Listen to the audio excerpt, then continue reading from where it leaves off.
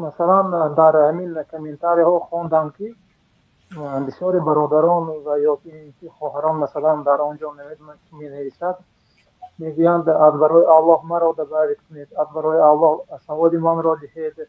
مثلا گفتیم اوموی گفته از برای الله مثلا یا حجه کنید. همین چیز کارهایی که میشود مثلا به میان الله را میبیارند و یگان کس را مثلا مجبور میکنند که از برای الله مثلا یا ثواب دهد یا که مثلا حجه کند، یگان کار را اجرا کند. همین کار درست است. یک مسئله میدادید نه. یا یک میگفتید برادران را آگاه میکردید. بله، ما بسیار آگاه کرده هستیم برادرای خواهرای عزیز. به نام الله فقط جنت پرسیده میشد. ای الله، به نامت میپرسم که مرا به جنت داخل کن. ای الله، به نامت میپرسیم که ما را واردی بهشت کن، از آتش دوزخ نجات ده.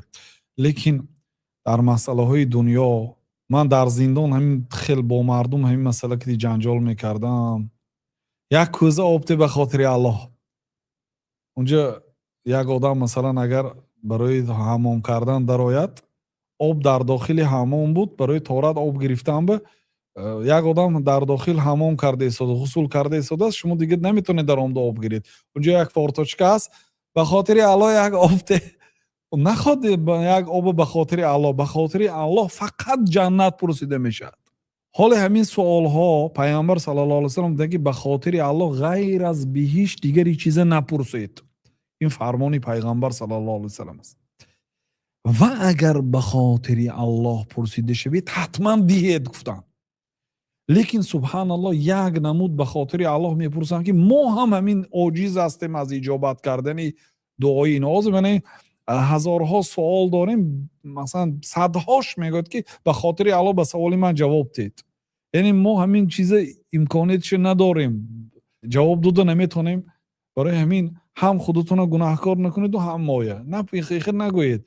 ما انشاءالله حرکت میکنیم به قدر امکان جواب دهیم. لیکن من چاتون دازی می نویستیم که به نام الله من دعوت کنید. این همین قاعدهش که دعوت نه، اینجا یگان شناسبازی یگان چیز نیست. همین کسی در آمد همین برنامه 10-12 نفر قبول میکند، یک کس سوالش داده شد برآمد، یک کسی دیگه میدراید.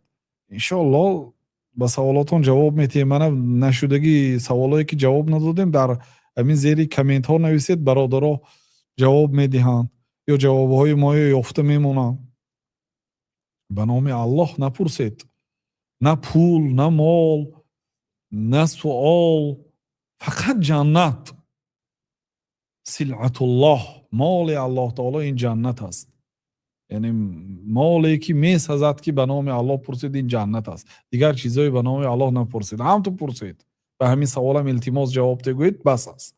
نام الله تعالی نکنید. نام الله تعالی عظیم است، بزرگ است.